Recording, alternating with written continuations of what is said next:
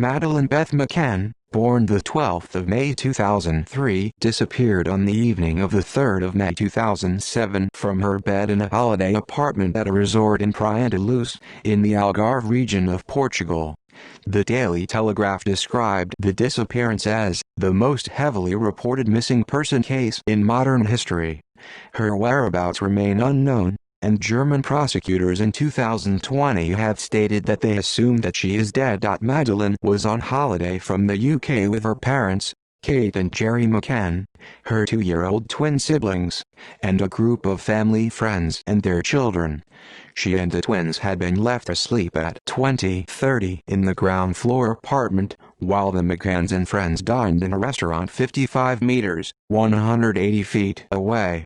The parents checked on the children throughout the evening, until Kate discovered she was missing at 22:00.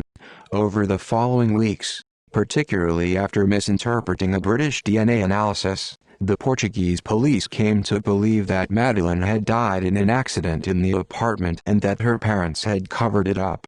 The Mccanns were given arguido suspect status in September 2007, which was lifted when Portugal's Attorney General archived the case in July 2008 for lack of evidence. The parents continued the investigation using private detectives until Scotland Yard opened its own inquiry, Operation Grange, in 2011. The senior investigating officer announced that he was treating the disappearance as a criminal act by a stranger, most likely a planned abduction or burglary gone wrong. In 2013, Scotland Yard released images of men they wanted to trace, including one of a man seen carrying a child toward the beach that night. Shortly after this, the Portuguese police reopened their inquiry. Operation Grange was scaled back in 2015, but the remaining detectives continue to pursue a small number of inquiries described in April 2017 as significant. In June 2020, the police in the German city Braunschweig stated there was a new suspect in McCann's disappearance. The disappearance attracted sustained international interest and saturation coverage in the UK, reminiscent of the death of Diana in 1997. The Mccanns were subjected to intense scrutiny and baseless allegations of involvement in their daughter's death, particularly in the tabloid press and on Twitter. In 2008, they and their traveling companions received damages and apologies from Express newspapers, and in 2011 the Mccanns testified before the Leave Sun inquiry into British press misconduct, lending support to those arguing for tighter press regulation. People. Madeleine Mccann. Madeleine was born in Leicester and lived with her family in Rothley, also in Leicestershire. At her parents' request, she was made a ward of court in England shortly after the disappearance, which gave the court statutory powers to act on her behalf. Police described Madeleine as blonde-haired, with blue-green eyes, a small brown spot on her left calf, and a distinctive dark strip on the iris of her right eye. In 2009, the Mccanns released age-progressed images of how she may have looked at age 6, and in 2012 Scotland Yard commissioned one of her at age 9. Kate and Gerry Mccann. Madeleine's parents are both physicians and practicing Roman Catholics. Kate Marie Mccann, née Healy, born 1968, Huyton, near Liverpool, attended All Saints School in Anfield, then Notre Dame High School in Everton Valley, graduating in 1992 with a degree in medicine from the University of Dundee. She moved briefly into obstetrics and gynecology, then anesthetics, and finally general practice. Gerald Patrick Mccann, born 1968 in Glasgow, attended Holyrood RC Secondary School before graduating from the University of Glasgow with a BSc in Physiology Sports Science in 1989. In 1992 he qualified in medicine and in 2002 obtained his MD, also from Glasgow. Since 2005 he has been a consultant cardiologist at Glenfield Hospital, Leicester. The Mccanns met in 1993 in Glasgow and were married in 1998. Madeleine was born in 2003 and the twins, a boy and girl, in 2005. Top 7. The Mccanns were on holiday with 7 friends and 8 children in all, including the McCanns 3. The 9 adults dined together most evenings at 20:30 in the resort's tapas restaurant, as a result of which the media dubbed the friends the Tapas 7. The Tapas 7 included Fiona and David Payne, both physicians, their 2 children, and Fiona's mother, Diane Webster. The McCanns had known the Paynes for years. Kate had met Fiona in 2000 when they both worked in Leicester General Hospital's intensive care unit. Accompanying them were 2 couples the Paynes had originally introduced to the McCanns: Jane Tenner, a marketing manager, and her partner, Russell O'Brien, a physician, who were on holiday with their 2 children, and Matthew Oldfield, another physician, who was with his wife, Rachel Oldfield, a lawyer, and their daughter, Jerry. Russell and Matthew had worked together over the years. The Tanner sighting. Jane Tenner's report that she saw a man carry a child away from the resort 45 minutes before Madeleine was reported missing became one of the most discussed aspects of the case. 5A Rua Drive Agostinho da Silva, Praia de Luz. The McCanns arrived on the 28th of April 2007. For their 7-night spring break in Praia de Luz, a village with a population of 1,000, known as Little Britain because of the concentration of British homeowners and holidaymakers. They had booked through the British holiday company Mark Warner Limited, and were placed in 5A Rua Drive Agostinho da Silva, an apartment owned by a retired teacher from Liverpool, one of several privately owned properties rented by the company. 5A was a 2-bedroom, ground-floor apartment in the 5th block of a group of apartments known as Waterside Village, which lay on the perimeter of part of Mark Warner's Ocean Club Resort. Matthew and Rachel Oldfield were next door in 5B, Jane Tenner and Russell O'Brien in 5D, and the Paynes and Diane Webster on the 1st floor. Located on the corner of Rua Drive Agostinho da Silva and Rua Drive Francisco Genta Martins, 5A was accessible to the public from 2 sides.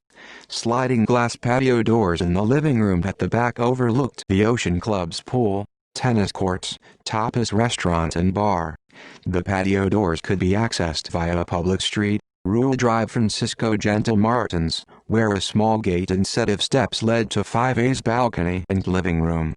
5A's front door was on the opposite side of the block from the Ocean Club, on Rua Drive Agostinho da Silva. The McCanns' children slept in a bedroom next to the front door, which the McCanns kept locked.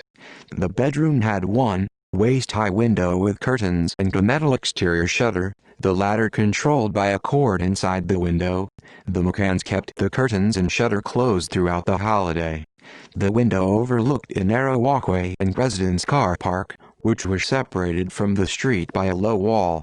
Madeleine slept in a single bed next to the bedroom door, on the opposite side of the room from the window, while the twins were in travel cots in the middle of the room. There was another single bed underneath the window.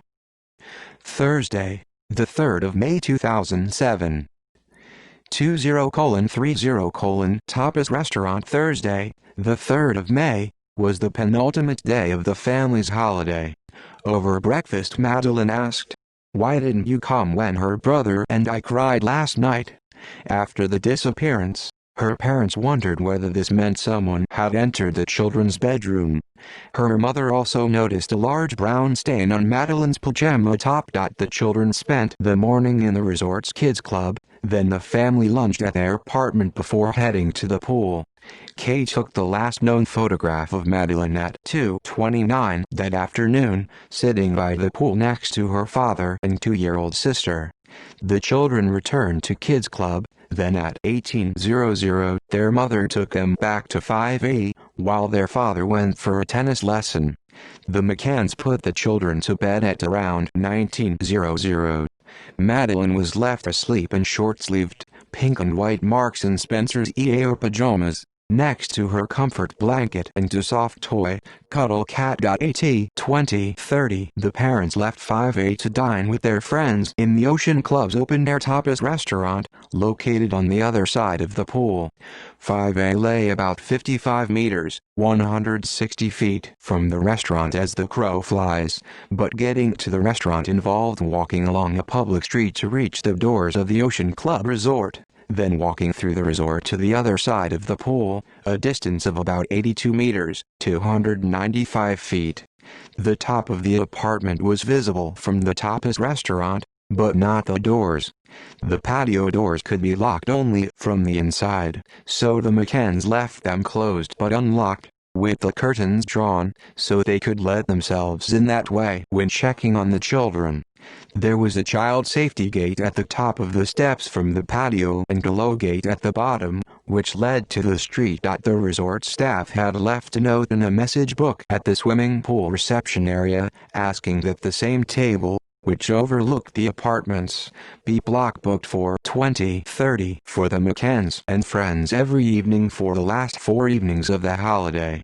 The message said the group's children were asleep in the apartments. Madeleine's mother believes the abductor may have seen the note.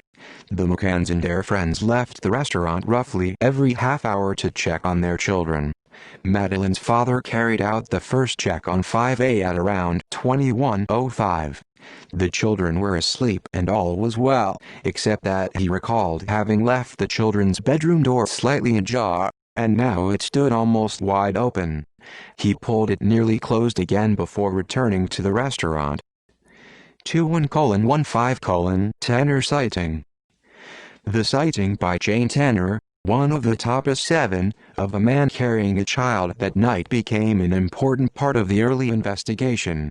She had left the restaurant just after 21:00 to check on her own daughter, passing Madeleine's father on Rua Drive Francisco Gentle Martins on his way back to the restaurant from his 21:05 check. He had stopped to chat to a British holiday maker, but neither man recalled having seen Tanner.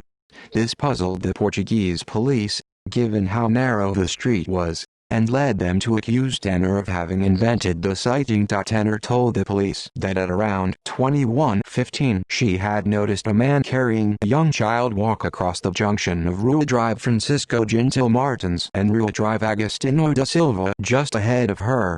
He was not far from Madeleine's bedroom, heading east, away from the front of apartment 5A. In the early days of the investigation, the direction in which he was walking was thought to be important, because he was moving toward the home of Robert Murat, the 33-year-old British-Portuguese man who lived near apartment 5A, and who became the case's first suspect. The child in the man's arms was wearing light-colored pink pajamas with a floral pattern and cuffs on the legs, similar to Madeleine's. Tanner described the man as white, dark-haired, 5 feet 7 in, 1.70 meters tall, of Southern European or Mediterranean appearance, 35 to 40 years old, wearing gold or beige trousers and a dark jacket, and said he did not look like a tourist. According to Kate, Tanner passed the information to the Portuguese police as soon as Madeleine was reported missing, but they did not pass the description to the media until the 25th of May. Madeleine's fund hired a forensic artist to create an image of the man, which was released in October 2007. The sighting became important because it offered investigators a time frame for the abduction, but Scotland Yard came to view it as a red herring. In October 2013, they said that a British holiday maker had been identified as the man Tanner who had seen. He had been returning to his apartment after collecting his daughter from the Ocean Club night crash. Scotland Yard took photographs of the man wearing the same or similar clothes to the ones he was wearing on the night, and standing in a pose similar to the one Tanner reported. The pajamas his daughter had been wearing also matched Tanner's report. Operation Grange's lead detective, DCI Andy Redwood, said they were almost certain the Tanner sighting was not related to the abduction. 22:00 Smith sighting. The rejection of the Tanner sighting as crucial to the timeline allowed investigators to focus on another sighting of a man carrying a child at night, this one reported to the Portuguese police on the 26th of May 2007 by Martin and Mary Smith, who had been in Priandalus on holiday from Ireland. Scotland Yard concluded in 2013 that the Smith sighting offered the approximate time of Madeleine's kidnap. The Smith saw the man at around 22:00 on Rua de Escola Primaria, 500 yards, 460 meters from the McCann's apartment, walking away from the Ocean Club and toward Route 25 to April and the beach. He was carrying a girl aged 3 to 4 years.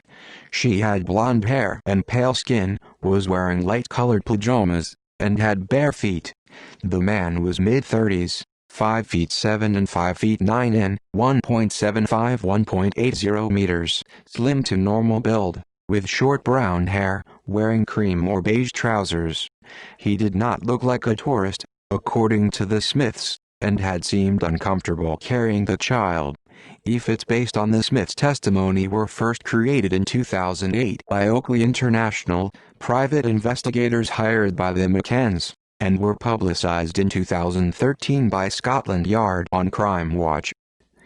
22:00 reported missing Madeleine's mother, who had intended to check on the children at 21:30, but Matthew Oldfield, one of the top 7, offered to do it when he checked on his own children in the apartment next door to 5A.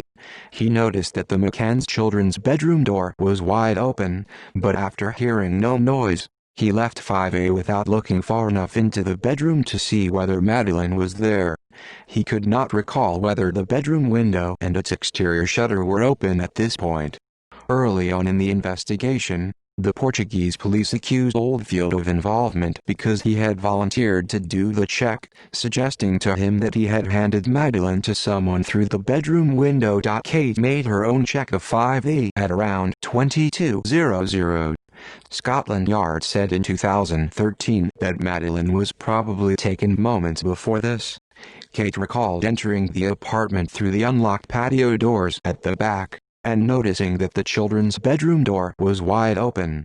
When she tried to close the door, it slammed shut as though there was a draft, which is when she saw that the bedroom window and its shutter were open. Madeleine's cuddle cat and pink blanket were still on the bed, but Madeleine was gone. After briefly searching the apartment, Kate ran back towards the restaurant, screaming, "Madeleine's gone! Someone's taking her!" At around 22:10, Madeleine's father sent Matthew Oldfield to ask the resort's reception desk to call the police, and at 22:30 the resort activated its missing child search protocol. 60 staff and guests searched until 04:30, at first assuming that Madeleine had wandered off. One of them told Channel 4's dispatches that, from one end of Luce to the other, you could hear people calling her name. Early response. Portuguese police, 2 officers from the Gendarmerie, the Garda Nacional Republicana, GNR, arrived at the resort at 23:10 from Lagos, 5 miles, 8 kilometers away. At midnight, after briefly searching, they alerted the criminal police, the Polícia Judiciária, PJ, in nearby Portimão. Kate McCann said the PJ arrived just after 01:00. According to the PJ, they arrived within 10 minutes of being alerted. At 02:00, 2 patrol dogs were brought to the resort, and at 08:00, 4 search and rescue dogs. Police officers had their leave cancelled and started searching waterways, wells, caves, sewers and ruins. Inspector Goncalo Amaral, head of the PJ in Portimão, became the inquiry's coordinator. It was widely acknowledged that mistakes were made during the so-called golden hours soon after the disappearance. Neither border nor marine police were given descriptions of Madeleine for many hours, and officers did not make house-to-house searches. According to Kate, roadblocks were first put in place at 10:00 the next morning. Police did not request motorway surveillance pictures of vehicles leaving Praia de Luz the night of the disappearance, or of the road between Lagos and Vila Real de Santo Antonio on the Spanish border. Euroscot, the company that monitors the road, said they were not approached for information.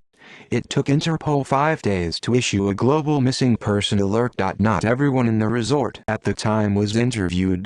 Holidaymakers later contacted the British police to say no one had spoken to them.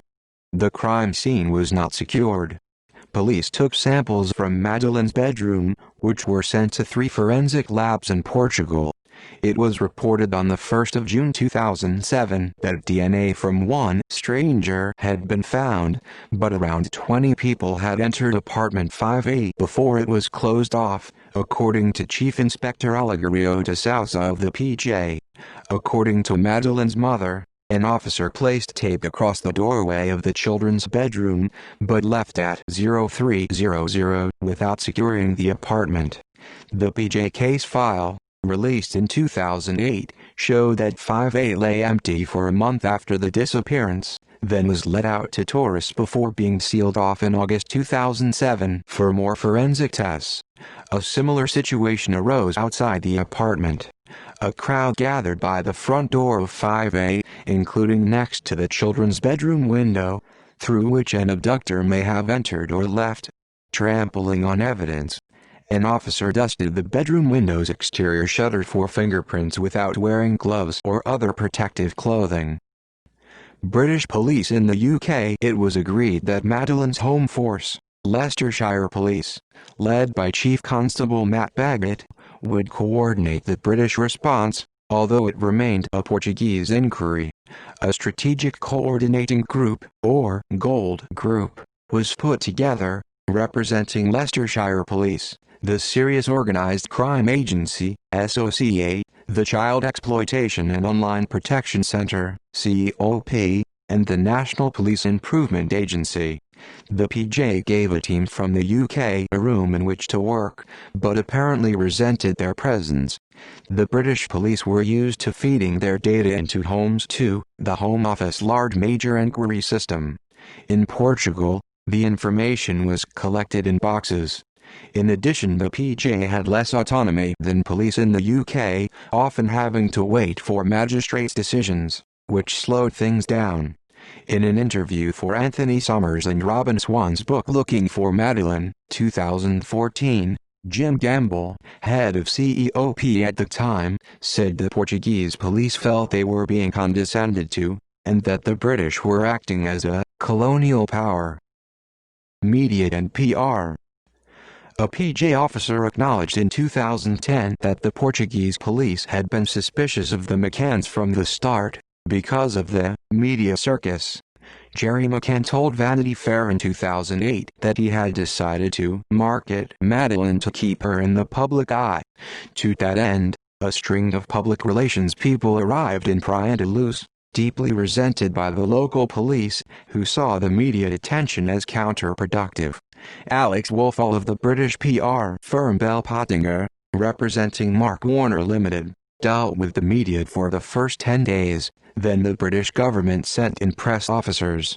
This was apparently unprecedented. The first government press officer was Sherry Dodd, a former Daily Mirror journalist, who was followed by Clarence Mitchell, Director of Media Monitoring for the Central Office of Information. When the government withdrew Mitchell, the McCanns hired Justine McGuinness, who was reportedly headhunted for the job. When she left, Hanover Communications took over briefly, headed by Charles Lewington, formerly John Major's private secretary. In September 2007, Brian Kennedy of Everest Windows stepped forward as a benefactor and offered to cover Clarence Mitchell's salary so that he could return. Mitchell resigned from his government position and started working for the McCanns full-time. He was later paid by Madeleine's fund. The McCanns set up Madeleine's fund, leaving no stone unturned Limited on the 15th of May 2007 to raise money and awareness. Its website attracted 58 million hits in the first 2 days. Throughout May and June, the couple's PR team arranged events to give reporters a news peg. There was a visit to the Portuguese city of Fatima, where 3 children had reported a Marian apparition in 1917, as well as trips to Holland, Germany, Spain, and Morocco. On the 30th of May 2007, accompanied by reporters, the couple flew to Rome, in Sir Philip Green's Learjet, to meet Pope Benedict XVI, a visit arranged by Cardinal Cormac Murphy O'Connor, the Archbishop of Westminster. The following month, balloons were let off in 300 cities around the world. By early June, journalists were voicing concerns. The sheer professionalism of it troubled journalists, according to Matthew Paris, placing Madeleine on the front page of a British newspaper would sell up to 30,000 extra copies. She appeared on the cover of People magazine on the 28th of May 2007, on the front page of several British tabloids every day for almost 6 months, and as one of Sky News's menu options. UK News, Madeleine, World News. Between May 2007 and July 2008, the Portuguese tabloid Correio da Manhã published 384 articles about her. By June 2008, a search for her name on YouTube returned over 3,680 videos and 7 million posts. First Portuguese Inquiry, 2007-2008. First Argaiado. 12 days after the disappearance, Robert Murad, a 34-year-old British-Portuguese property consultant, became the first Argaiado. Born in Hammersmith, West London, Murad lived in his mother's house, Casa Liliana, 150 yards, 137 meters from apartment 5A in the direction in which the man in the Tenor sighting had walked. He was made an Argaiado after a Sunday Mirror journalist told police he had been asking about the case. The PJ had briefly signed him up as an official interpreter. He said he had wanted to help because he had a daughter in England around Madeleine's age. 3 members of the top 7, Fiona Payne, Russell O'Brien and Rachel Oldfield, said they had seen Murad outside apartment 5A shortly after the disappearance, as did an Ocean Club nanny and 2 British holidaymakers. This would not have been surprising considering how close Murad lived to 5A, but he and his mother said he had been at home all evening. The McCann circle was clearly suspicious of Murad. One of the McCann supporters offered Richard Bilton, a BBC reporter, exclusive access to any new developments in the case if Bilton would report back what the press pack was saying about Murad.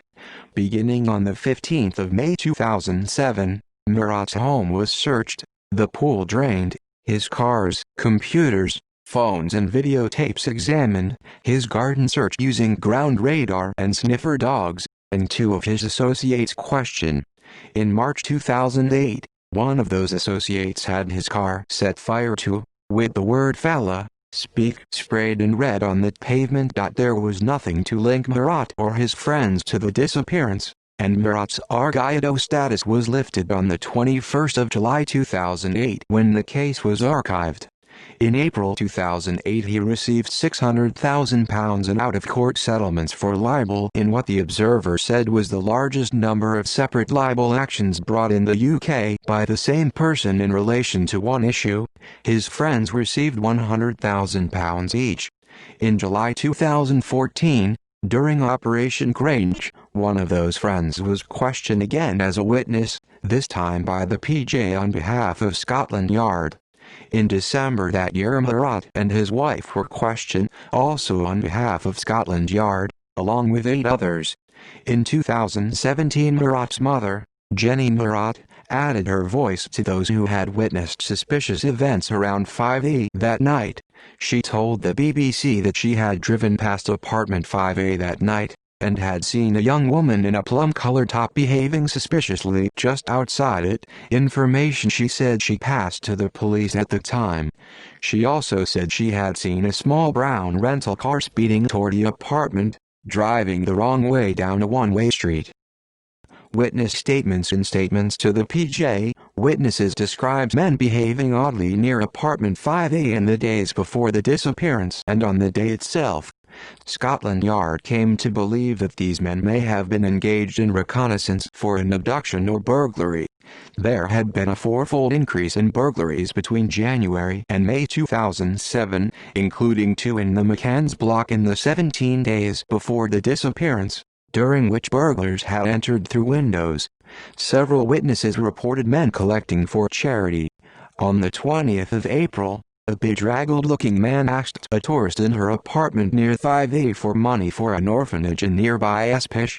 Apparently there were no orphanages or similar in or near Espish at the time. The witness described the man as pushy and intimidating. On 25 or the 26th of April, the tourist who rented apartment 5A before the McCanns found a man on his balcony who had entered via the steps from the street. Polite and clean-shaven, the visitor asked for money for an orphanage. On the day of the disappearance, the 3rd of May, there were 4 charity collections by 2 men in the streets around 5A.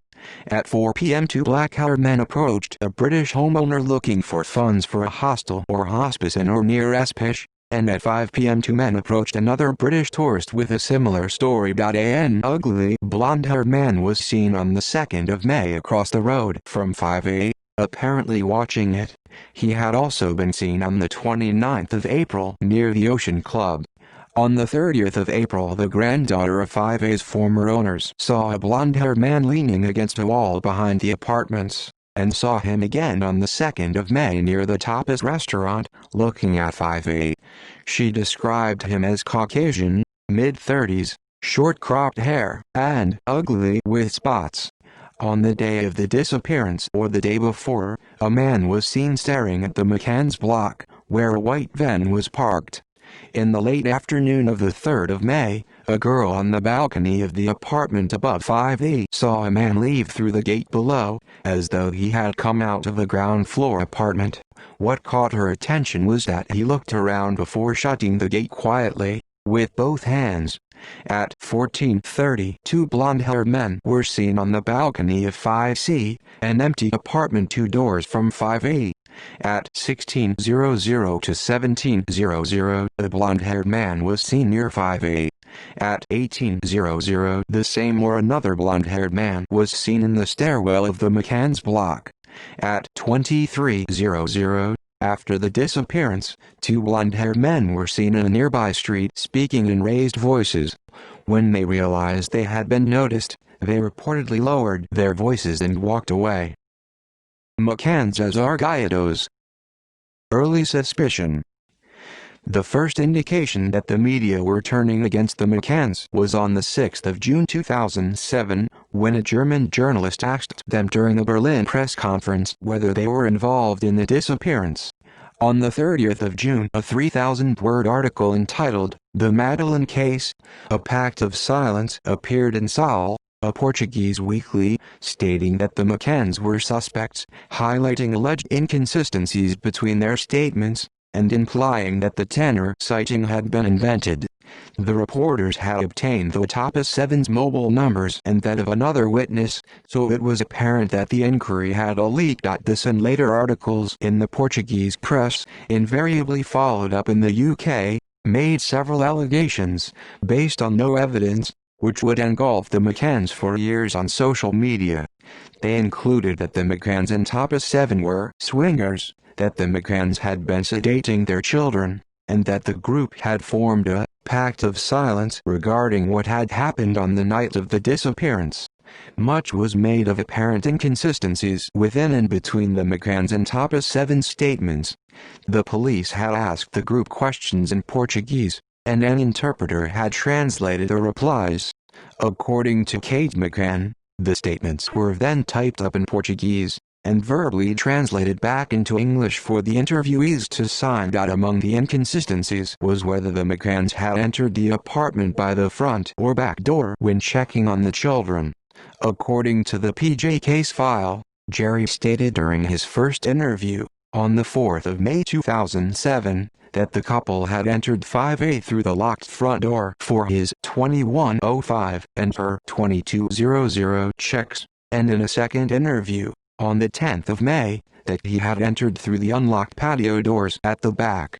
The patio doors could be unlocked only from inside, so the parents had left them unlocked to let themselves in. There was also an inconsistency about whether the front door had been locked. Jerry told the Sunday Times in December 2007 that they had used the front door earlier in the week, but it was next to the children's bedroom, so they had started using the patio doors instead.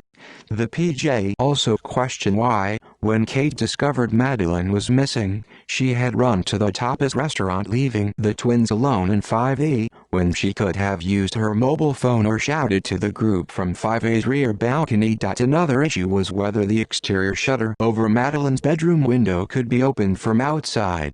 According to journalist Danny Collins, the shutter was made of non-ferrous metal slats on a roller blind that was housed in a box at the top of the inside window, controlled by pulling on a strap. Once rolled down, the slats locked in place outside the window and could be raised only by using the strap on the inside. Kate said the shutter and window were closed when Madeleine was put to bed, but open when she discovered Madeleine was missing. Jerry told the PJ that, when he was first alerted to the disappearance, he had lowered the shutter, then had gone outside and discovered that it could be raised only from the outside. Against this, the police said the shutter could not be raised from the outside without being forced, but there was no sign of forced entry. They also said forcing the shutter open would have caused a lot of noise. The apparent discrepancies contributed to the view of the PJ that there had been no abduction. Kate's shout of, "They've taken her," was viewed with suspicion, as though she had been paving the way for an abduction story. Particularly from August onwards, these suspicions developed into the theory that Madeleine had died in apartment 5A as a result of an accident, perhaps after being sedated to help her stay asleep, and that her parents had hidden her body for a month before retrieving her and driving her to an unknown place in a car they had hired over 3 weeks after the disappearance. In 2010, Carlos Anjos, former head of the Police Detectives Union in Portugal, told BBC Panorama that most Portuguese investigators still believed Madeleine had died as a result of an accident in the apartment. Portugal sends a letter rogatory on the 28th of June 2007. The McCanns suggested to the PJ that the police request help from Danny Krugel, a South African former police officer who had developed a matter orientation system, a handheld device that he claimed could locate missing people using DNA and satellites. On hearing about this years later, one scientist said it had caused his BS detector to go off the scale. Kate McCann wrote in 2011 that Krugel's claims made no sense, but the couple were desperate. In the second week of June they sent him hair and eyelashes from Madeleine collected from the family home by relatives in the UK.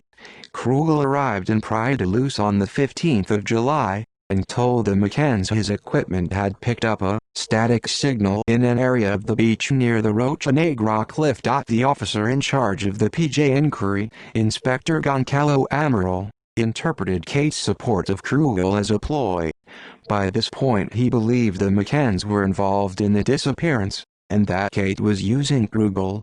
She had also considered using psychics to disclose the location of her daughter's body without compromising herself. With this in mind, the PJ sent a letter rogatory to the British police to ask for assistance in their search for Madeleine's body. In response, Mark Harrison, the National Search Advisor for the British National Policing Improvement Agency, arrived in Praia da Luz, walked around the search areas, and flew over them by helicopter. Describing Krugel's ideas as highly unlikely, Harrison's report, dated the 23rd of July 2007, said that 100 officers had searched up to 9.3 miles, 15 kilometers around Praia da Luz, but that the officer in charge and most of the team had no training in search procedures, with the exception of a search and rescue team from Lisbon. Search dogs had been used, but after 5 days instead of within 2 days as the handlers recommend. Harrison suggested searching the beach and shoreline, an open area near the village, Robert Murat's property, apartment 5A, the Tapas 7's apartments, and any hired vehicles. He recommended using ground-penetrating radar and bringing in Kiela and Eddie, 2 Springer Spaniel sniffer dogs from South Yorkshire. British sniffer dogs arrive. Kiela was a crime scene investigation (CSIA) dog trained to give her handler, Martin Grime, a passive alert to the scent of human blood by placing her nose close to the spot, then freezing in that position. Eddie was an enhanced victim recovery dog, EVRD, or cadaver dog, who gave a bark alert to the scent of human cadavers, including shortly after the death of the subject. even if the remains were buried, incinerated, or in water. He was trained to bark only in response to that scent and not for any other reason. The dogs arrived in Priant on the 31st of July 2007, and were taken to apartment 5A, nearby Wasteland, and the beach. Both dogs alerted behind the sofa in the living room of 5A, and Eddie gave an alert near the wardrobe in the main bedroom. There were no alerts on the beach or Wasteland. The PJ obtained warrants to search the house the McCanns had rented on Rue des Flores, and the silver Renault Scenic the couple had hired 24 days after Madeleine went missing. The house and grounds were searched on the 2nd of August. The only alert was from Eddie when he encountered Cuddle Cat, which was lying in the living room. Keila did not give an alert. The police left with boxes of the McCanns' clothes, Cuddle Cat, a pair of latex gloves, suitcases, a notepad, 2 diaries, including one that Kate had started after the disappearance, and a friend's Bible she had borrowed. A passage the Bible's owner had marked from 2 Samuel, about the death of a child, was copied into the police case file along with a Portuguese translation. The items were taken to another location, where Eddie alerted his handler to one of the boxes of clothes. A source close to the McCann's lawyers told reporters that, if there was indeed a smell of corpses on Kate's clothes, it could have been caused by her contact with corpses as a family doctor. The police removed the silver Renault Scenic the McCanns had hired 3 weeks after the disappearance, and on the 6th of August Keila and Eddie were taken to an underground car park opposite the PJ headquarters in Portimao, where 10 cars were parked, 20 to 30 feet apart, including the McCanns and Robert Morat's. Eddie, the cadaver dog, gave an alert outside the McCann's car by the driver's door. The next morning Keila alerted to the rear driver's side inside the boot, trunk, and the map compartment in the driver's door, which contained the ignition key and key ring. When the key ring was hidden underneath sand in a fire bucket, she alerted again, as she did when the bucket was moved to a different floor of the car park. Almost immediately the Portuguese press began running stories that Madeleine had died inside apartment 5A. British DNA analysis hair and other fibers were collected from areas in the car and apartment 5A where Keila and Eddie had given alerts, and were sent to the Forensic Science Service, FSS, in Birmingham for DNA profiling, arriving around the 8th of August 2007. At this point, according to the Sunday Times, the PJ abandoned the abduction theory. On the 8th of August, without waiting for the results from Birmingham, the Portuguese police called the McCanns to a meeting in Portimao, where Guilhermino Encarnação, PJ Regional Director, and Luis Neves, coordinator of the Direção Central de Combate ao Banditismo in Lisbon, told them the case was now a murder inquiry. When Encarnação died of stomach cancer in 2010, the Daily Telegraph identified him as a major source of the leaks against the McCanns. Both the McCanns were interrogated that day. The officers suggested that Kate's memory was faulty. The FSS used a technique known as low copy number (LCN) testing. Used when only a few cells are available, the test is controversial because it is vulnerable to contamination and misinterpretation. On the 3rd of September, John Lowe of the FSS emailed Detective Superintendent Stuart Pryor of the Leicestershire Police, the liaison officer between the British and Portuguese police. Lowe told Pryor that a sample from the car boot contained 15 out of 19 of Madeleine's DNA components, and that the result was too complex for meaningful interpretation. A complex LCN low copy number DNA result which appeared to have originated from at least 3 people was obtained from cellular material recovered from the luggage compartment section. Within the DNA profile of Madeleine McCann, there are 20 DNA components represented by 19 peaks on a chart. Of these 19 components, 15 are present within the result from this item. There are 37 components in total. There are 37 components because there are at least 3 contributors, but there could be up to 5 contributors. In my opinion, therefore, this result is too complex for meaningful interpretation inclusion. We cannot answer the question, is the match genuine, or is it a chance match?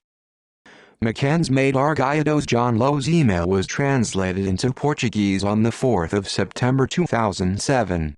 The next day, according to Kate, the PJ proposed that, if she were to admit that Madeleine had died in an accident in the apartment, and that she had hidden the body, she might only serve a 2-year sentence.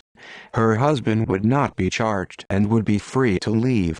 Both parents were given Argydos status on the 7th of September, and were advised by their lawyer not to answer questions. The PJ told Jerry that Madeleine's DNA had been found in the car boot and behind the sofa in 5A. Jerry did respond to questions, but Kate declined to reply to 48 questions she was asked during an 11-hour interview. The DNA evidence was a 100% match, journalists in Portugal were told.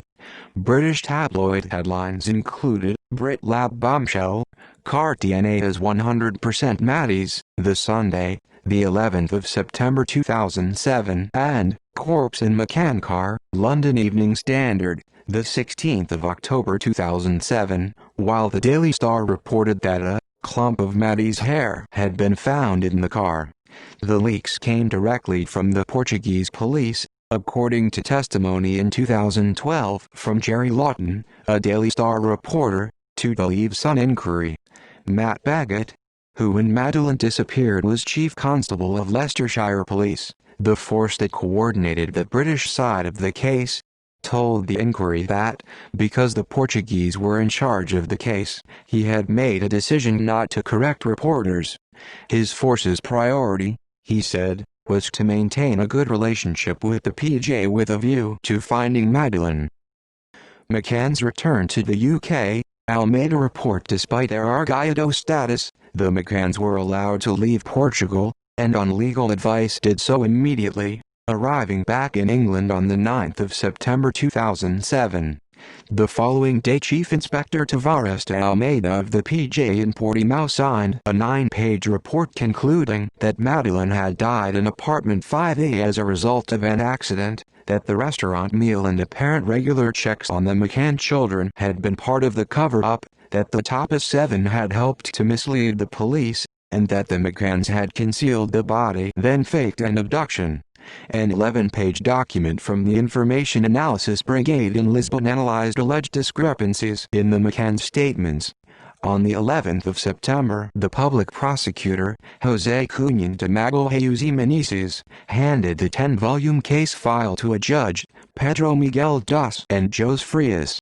Menezes applied for the seizure of Kate's diary and Jerry's laptop.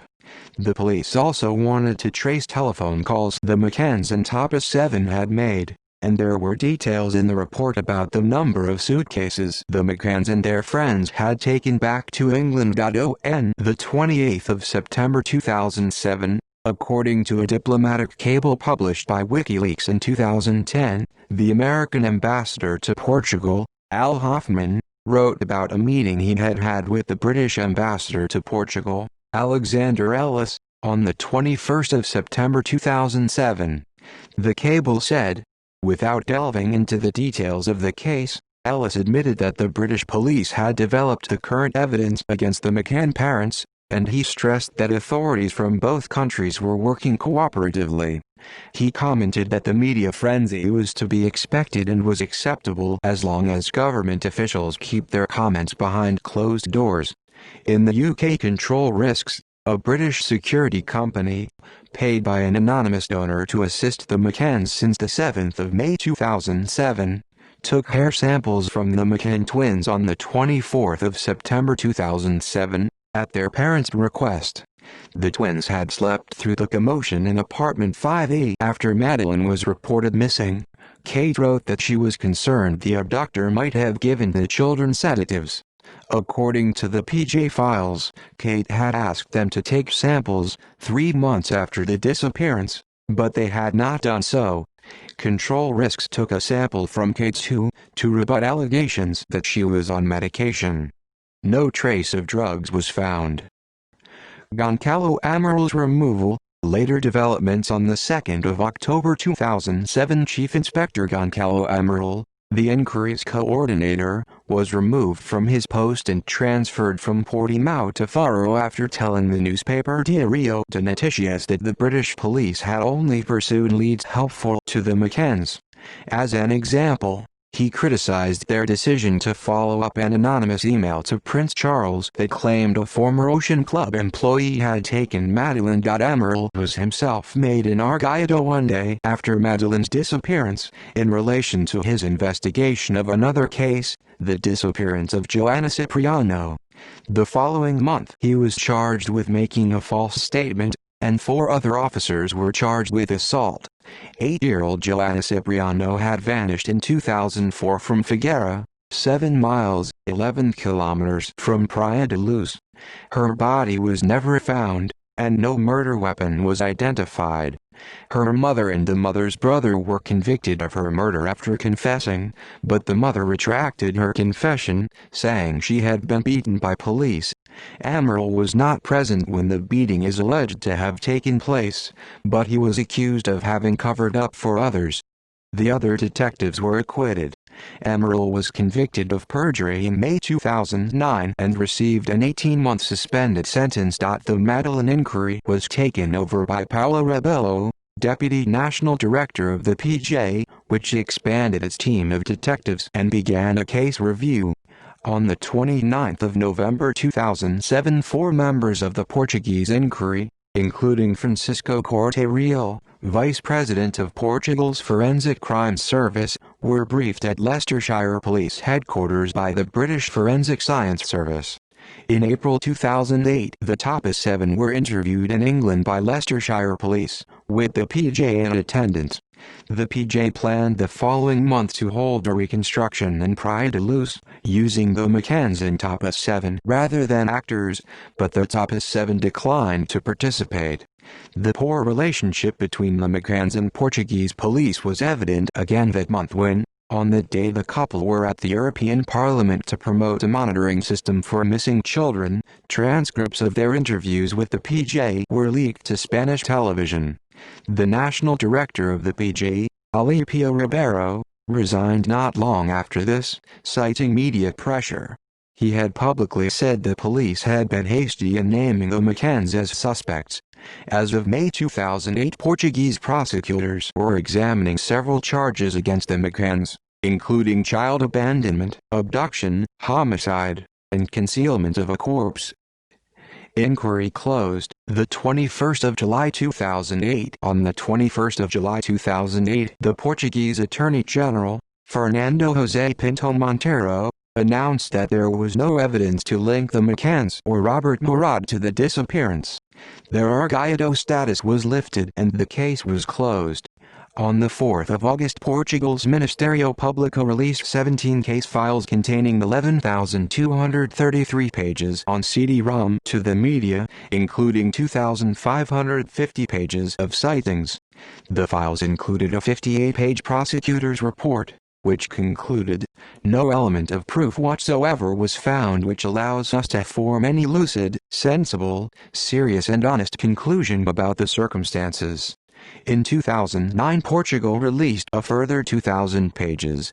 Days after the case closed, excerpts from Kate McCann's diary, which had been taken by the PJ in August 2007, were published in translation by a Portuguese tabloid, Correio da Manhã, despite a Portuguese judge's ruling in June 2008 that the seizure had been a privacy violation and that any copies must be destroyed. On the 14th of September 2008, a News International tabloid, News of the World, published the extracts, again without permission and now translated poorly back into English. Emerald's book, the 24th of July 2008. The bad feeling between the McCanns and the PJ had reached such a height that Chief Inspector Goncalo Emerald resigned in June 2008 to write a book alleging that Madeleine had died in an accident in the apartment and that, to cover it up, the McCanns had faked an abduction. 3 days after the case closed, his book, Maddie, A Verdade de Mentira, Maddie, The Truth of the Lie, was published in Portugal by Guerra and Paz. By November 2008 it had sold 180,000 copies and by 2010 had been translated into 6 languages. A documentary based on the book was broadcast on TVI in Portugal in April 2009, watched by 2.2 million. The McCanns began a libel action against Emerald and his publisher in 2009. Madeleine's fund covered the legal fees. In 2015 they were awarded over €600,000 in libel damages. Emerald's appeal against that decision succeeded in 2016. A judge had issued an injunction against further publication or sales of the book in 2009, but the Lisbon Court of Appeal overturned the ban in 2010, stating that it violated Emerald's freedom of expression. The ban was reinstated in 2015 as part of the libel ruling, then lifted when Emerald's appeal succeeded in 2016. The McCanns appealed the 2016 decision to Portugal's Supreme Court, but the court ruled against them in February 2017. In their 76-page ruling, the judges wrote that the McCanns had not, in fact, been cleared by the archiving of the criminal case in 2008. In March 2017, the Supreme Court rejected the McCanns' final appeal. Madeleine's Fund Inquiry, 2007-2011. Raising money. The McCanns set up Madeleine's Fund, leaving no stone unturned. Limited on the 15th of May 2007, 12 days after the disappearance. Over 80 million people visited the fund's website in the 3 months after the disappearance. From September 2007, Brian Kennedy of Everest Windows supported the couple financially, and Kennedy's lawyer joined the fund's board of directors. As of February 2017, it had 7 directors, including the McCanns. Appeals by public figures were screened at football matches across Britain. Between May 2007 and March 2008, the fund received £1,846,178, including £1.4 million through the bank, £390,000 online, and £64,000 from merchandise. Donations included £250,000 from the News of the World, £250,000 from Sir Philip Green, $50,000 from Simon Cowell, and $25,000 from Colleen Rooney. J.K. Rowling and Richard Branson made large donations. Branson donated £100,000 to the McCanns' legal fund. Madeleine's fund did not cover the couple's legal costs arising from their status as argayados, but it was criticized in October 2007 for having made 2 of the McCanns' mortgage payments before they were made argayados. A reward of £2.5 million was also offered, including from the News of the World, Rowling, Branson, Green, and a Scottish businessman, Stephen Wynyard. In March 2008, the Express Group paid the fund £550,000 and £375,000 in libel damages arising out of articles about the McCanns and Top 7 respectively. In 2011, Kate McCann's book, Madeleine, was serialized by The Sun and The Sunday Times, both owned by News International, for a payment to the fund of £500,000 to £1 million.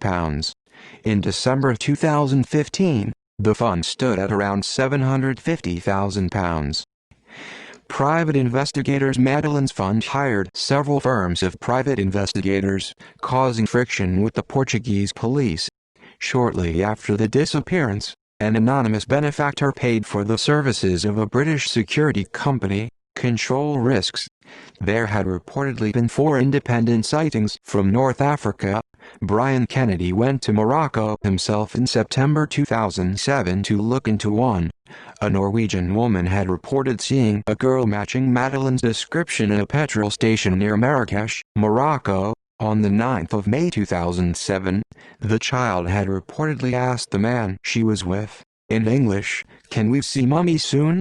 When the witness returned home to Spain, she learned about the disappearance and telephoned the Spanish police. A month later, according to Kate McCann, the police had still not formally interviewed the woman, which led the McCanns to fear that leads were not being pursued. The McCanns themselves traveled to Morocco on the 10th of June 2007 to raise awareness.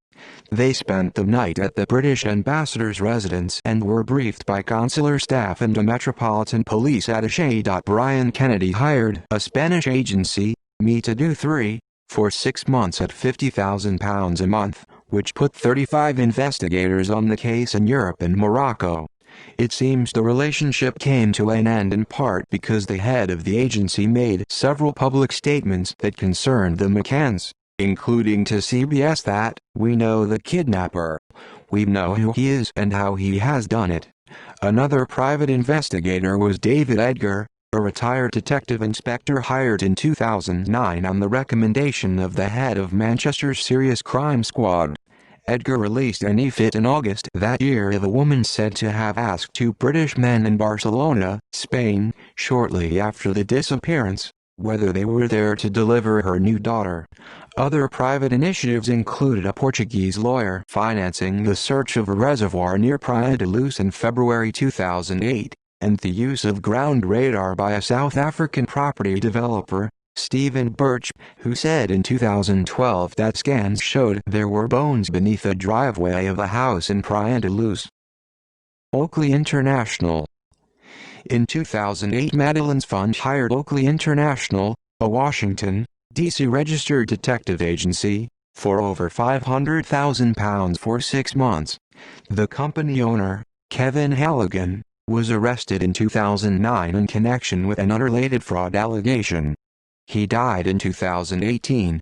Oakley sent a 5-man team to Portugal, led by Henri Exton, a former British police officer who had worked for MI5. The team engaged in undercover operations within the Ocean Club and among pedophile rings and the Roma community. Exton questioned the significance of the Tanner sighting of a man carrying a child at 2115 near apartment 5A, and focused instead on the Smith sighting at 2200, the sighting by Martin and Mary Smith of a man carrying a child toward the beach.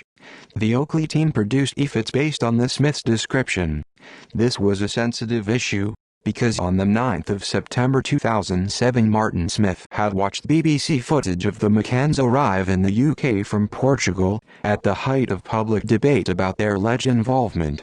As Gerry McCann exited the aircraft with his son in his arms, Smith believed he recognized him as the man he had seen carrying the child in Praia de Luz.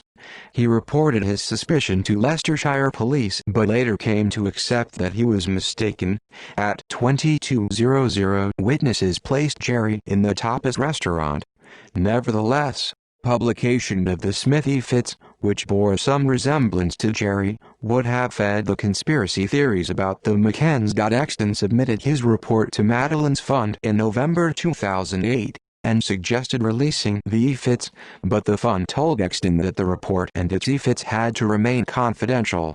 The relationship between the company and the fund had soured, in part because of a dispute over fees, and in part because the report was critical of the McCanns and their friends.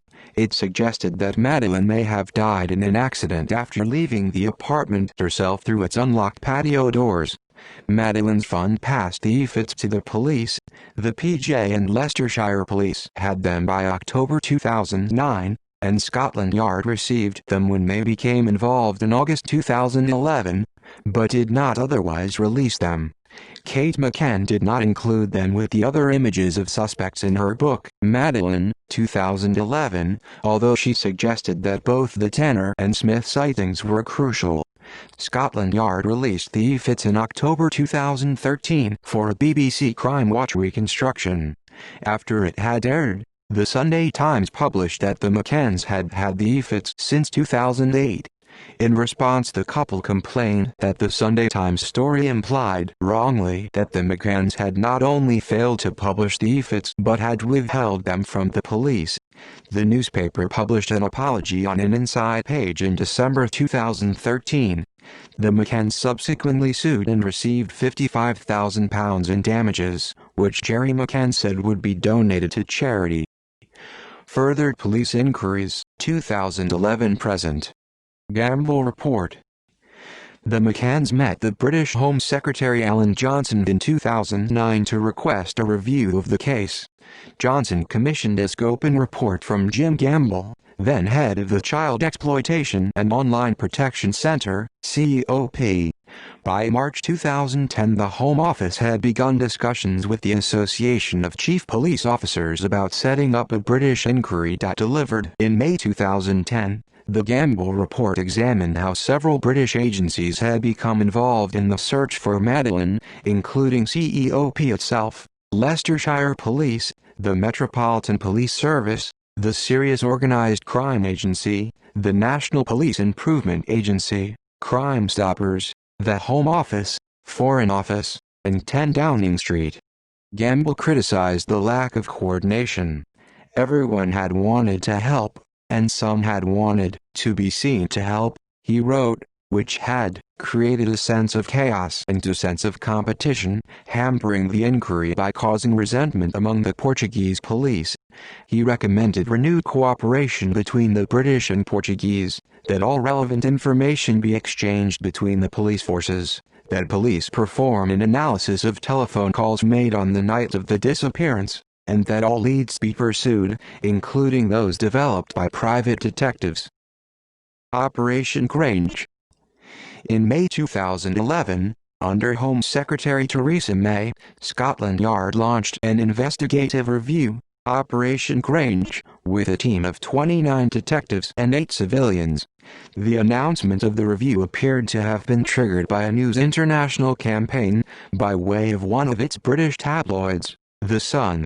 On the 11th of May 2011, as it was serializing Kate McCann's book, Madeleine, The Sun's front page hosted an open letter from the McCanns in which they asked Prime Minister David Cameron to set up a new inquiry.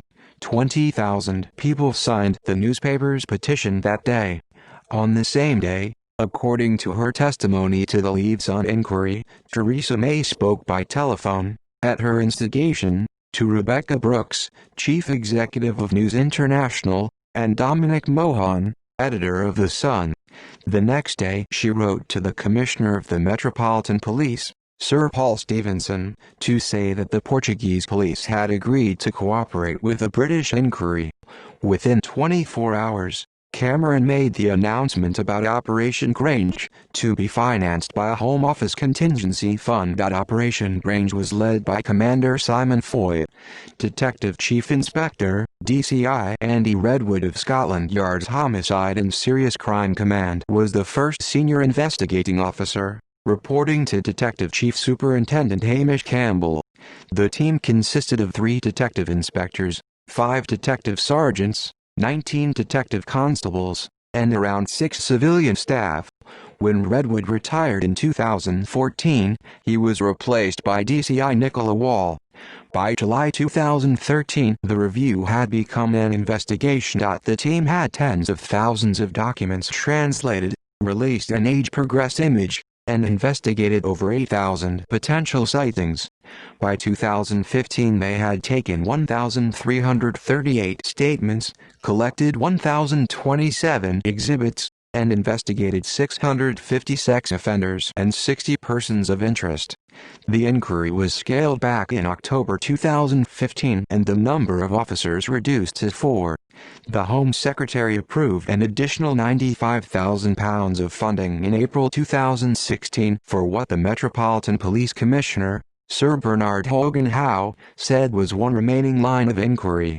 Another £85,000 was approved to cover up to September 2017, and £150,000 to cover until the 31st of March 2019, taking the cost of the inquiry to £11.75 million. The Home Office said it would approve similar funding for 2019. Theories: planned abduction, burglary, wandered off. DCI Redwood made clear that Operation Grange was looking at a criminal act by a stranger, most likely a planned abduction or a burglary that Madeleine had disturbed. There had been a 4-fold increase in local burglaries between January and May 2007, including 2 in the McCann's block in the 17 days before the disappearance, during which intruders had entered through windows.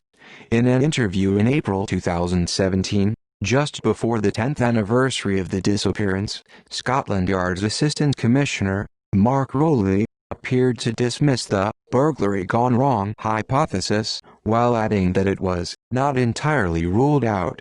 Referring to the suspects who might have been involved in burglaries in the area, he said that police had pretty much closed off that group of people. The remaining detectives were focusing on a small number of inquiries that they believed were significant. Also that month there were claims that Scotland Yard was looking for a woman seen near 5A at the time of the disappearance. Redwood said in 2013 that, on one reading of the evidence, the disappearance did look like a pre-planned abduction, which undoubtedly would have involved reconnaissance. Several witnesses described men hanging around near apartment 5A in the days before the disappearance and on the day itself. In May 2013, Scotland Yard wanted to trace 12 manual workers who were at the Ocean Club when Madeleine disappeared, including 6 British cleaners and a white van who were offering their services to British expats. In October 2013, Scotland Yard and the BBC's Crime Watch staged a reconstruction broadcast in the UK, the Netherlands and Germany, during which they released defits of the men seen near 5A and of the Smith sighting. Days after Crime Watch aired, Portugal's Attorney General reopened the Portuguese inquiry, citing new evidence. And other theories that Madeleine, nearly 4 at the time, left the apartment by herself, perhaps to look for her parents, and was abducted by a passerby or fell into one of the open construction sites nearby. This is widely regarded as unlikely. According to her mother, Madeleine would have had to open the unlocked patio doors, close the curtains behind her, close the door again, open and close the child gate at the top of the stairs, then open and close the gate leading to the street. Tracking mobile phone calls using mobile phone tracking techniques, and with the cooperation of over 30 countries, police traced who had used cell phones near the scene of the disappearance within the important time frame. The analysis turned up several calls and texts near the Ocean Club between a 30-year-old former Ocean Club bus driver and his 24-year-old and 53-year-old associates. Detectives interviewed them in June 2014. They denied any connection to the disappearance. Police also found that the cell phone of a former Ocean Club restaurant worker had been used near the resort that night. Originally from Cape Verde, West Africa, Euclides Montero died in 2009 in a tractor accident after being fired from the Ocean Club in 2006 for theft. The suspicion was that he had been breaking into apartments to finance a drug habit. His widow said he had been questioned previously about break-ins involving the sexual assault of children but had been cleared by DNA evidence. Holiday Home sexual assault. Scotland Yard issued another appeal in March 2014 for information about a man who had entered holiday homes occupied by British families in 4 incidents in the Western Algarve between 2004 and 2006, 2 of them in Praia da Luz. On those occasions he had sexually assaulted 5 white girls, aged 7–10, in their beds. The man spoke English with a foreign accent and his speech was slow and perhaps slurred. He had short, dark, unkempt hair, tanned skin, and in the view of 3 victims a distinctive smell. He may have worn a long-sleeved burgundy top, perhaps with a white circle on the back. These were among 12 incidents in the area between 2004 and 2010. The PJ reportedly believed the intruder in the 4 incidents between 2004 and 2006 was Euclides Montero, the former Ocean Club employee from Cape Verde who died in 2009. Searches and interviews in Praia da Luz. In June 2014, officers from Scotland Yard and the PJ, accompanied by archaeologists and sniffer dogs, searched drains and dug in 60,000 square meters, 15 acres of wasteland in Praia da Luz. Nothing was found. The following month, at Scotland Yard's request, the PJ in Faro interviewed 4 Portuguese citizens, with Scotland Yard in attendance. No evidence was found to implicate them. One man, an associate of Robert Murat, was first questioned shortly after the disappearance. Pedro do Carmo, deputy director of the PJ, told the BBC that the interviews had been conducted only because Scotland Yard had requested them. 11 people, including 3 Britons, were interviewed in December 2014. According to the Portuguese media, Scotland Yard compiled 253 questions for the interviewees, including, "Did you kill Madeleine?" and "Where did you hide the body?" Robert Murat, his wife, and her ex-husband were questioned, as were 30-year-old former Ocean Club bus driver and his 24-year-old and 53-year-old associates. The bus driver and associates had telephoned or texted each other near the Ocean Club around the time of the disappearance. They admitted to having broken into Ocean Club apartments but denied having taken Madeleine. German investigations in 2020. In June 2020, the public prosecutor of the German city of Braunschweig ordered an inquiry regarding a possible involvement of a 43-year-old man, believed to have been living in a borrowed VW camper van in the Algarve at the time of McCann's disappearance. The suspect's car, a Jaguar XJR6, was registered to a new owner the day after McCann disappeared. The prosecutor's office started proceedings on suspicion of McCann's murder. Hans Christian Walters, from the public prosecutor's office, stated that they are operating under the presumption that McCann is dead, due to the suspect's criminal record. The suspect has been convicted of unrelated offenses of sexual abuse of children and drug trafficking, and as of June 2020 is incarcerated in Germany. The suspect was listed as serving 7 years in jail for the rape of a 72-year-old pensioner in the Algarve. On the 3rd of June, the Criminal Police Office made a public appeal for information relating to the case on Acton XY, Unsolved, a crime program broadcast by the public television station ZDF. The police stated that they received useful information in 2013 after the case was first featured on Acton XY, but that it took years to find substantial evidence for prosecution, and that they still need more information. The prosecutors asked the public for information about the suspect's phone number and the number that dialed him on the day of McCann's disappearance, with which the suspect's number had been 30-minute connection. On the 27th of July, German police began searching an allotment in Hanover in connection with the investigation. Other inquiries. In the early days of the inquiry, the Portuguese police searched through images seized from pedophile investigations, and Madeleine's parents were shown photographs of sex offenders in case they recognized them from Praia da Luz. Several British pedophiles were of interest. In May 2009, investigators working for the McCanns tried to question one, Raymond Hewlett.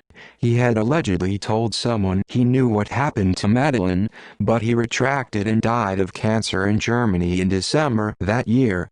Scotland Yard made inquiries about 2 pedophiles who had been in jail in Scotland since 2010 for murder.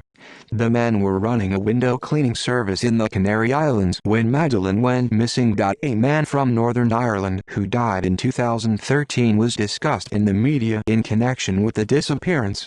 After being released from prison for the sexual assault of his 4 daughters, he had moved to Carvoeiro, Portugal, not far from Praia da Luz, and was there when Madeleine went missing. Another focus of Operation Grange was Urs Hans von Esch, a deceased Swiss man implicated in the 2007 murder, in Switzerland, of 5-year-old Elenia Lenhard.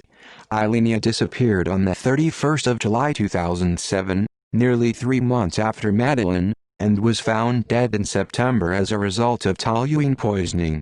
Von Esch was living in Spain when Madeleine disappeared. In June 2016, Operation Grange officers interviewed an alleged victim of the deceased broadcaster Clement Freud, who was accused that year of having a history of child sexual abuse. Freud had had a home in Praia da Luz, and had befriended the McCanns in July 2007, weeks after the disappearance. His family said he was in the UK when Madeleine went missing. Tabloids and social media.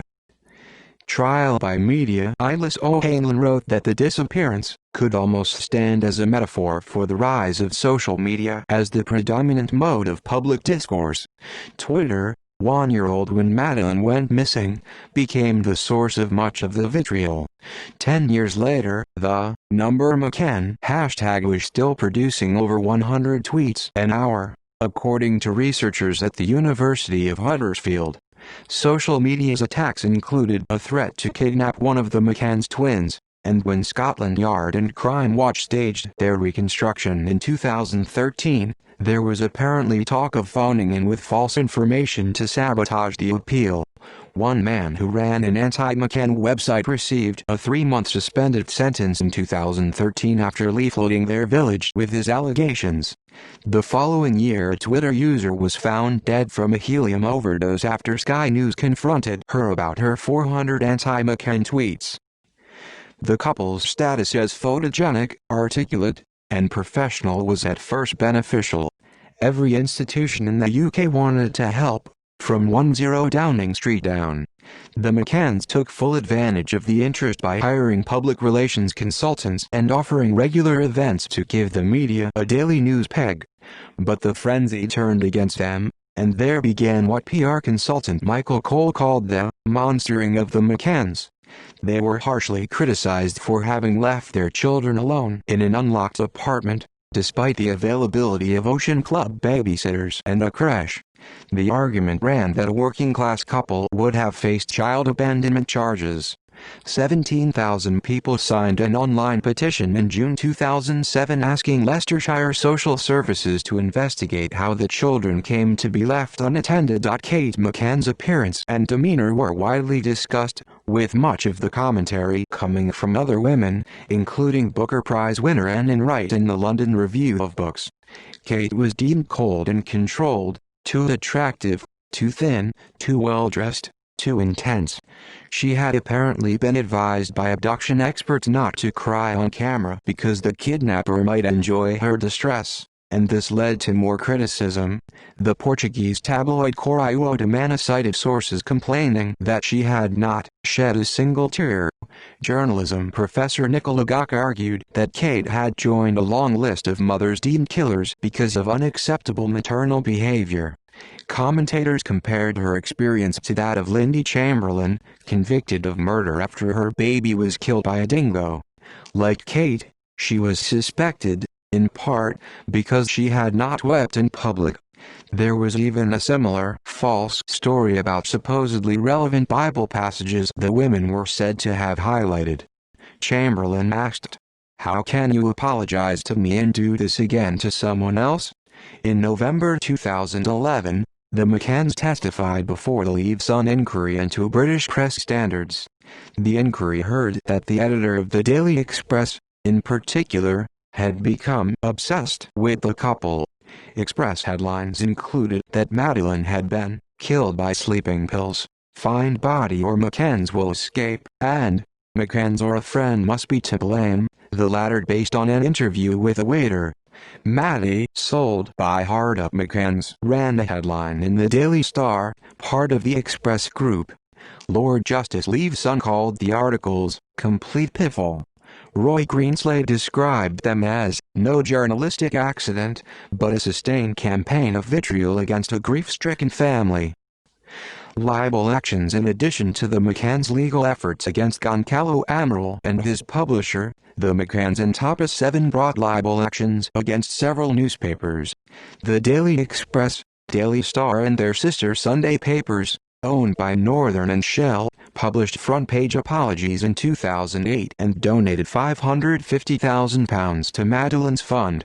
The Tapas 7 were awarded £375,000 against the Express Group, also donated to Madeleine's fund, along with an apology in the Daily Express.